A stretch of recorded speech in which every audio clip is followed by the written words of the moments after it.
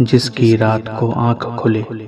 نبی کریم صلی اللہ تعالی علیہ وسلم نے فرمایا، جو شخص رات کو بیدار ہو کر یہ دعا پڑھے، لا الہ الا اللہ وحدہ لا شریک لہ، لہ الملک ولہ الحمد وہو علی کل شیء قدیر۔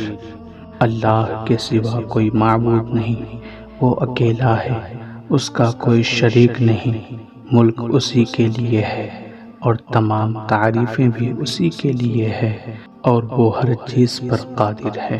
پھر کہے الحمدللہ وسبحان اللہ ولا الہ الا اللہ واللہ اکبر ولا حول ولا قوت الا باللہ۔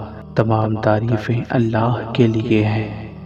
اللہ کی ذات پاک ہے، اللہ کے سوا کوئی معبود نہیں، اور اللہ سب سے بڑا ہے۔ نہیں کوئی برائی سے بچنے کی ہمت اور نیکی کرنے کی قوت سوائے اللہ کی توفیق سے۔ پھر یہ دعا پڑھے، اللہم اغفر لی، اے اللہ میری مغفرت فرما، اللہم اغفر لی، اے اللہ میری مغفرت فرما۔ یا یہ کہا کہ کوئی دعا کرے تو اس کی دعا قبول ہوتی ہے، اور پھر اگر اس نے وضو کیا اور نماز پڑھی تو نماز بھی قبول ہوتی ہے۔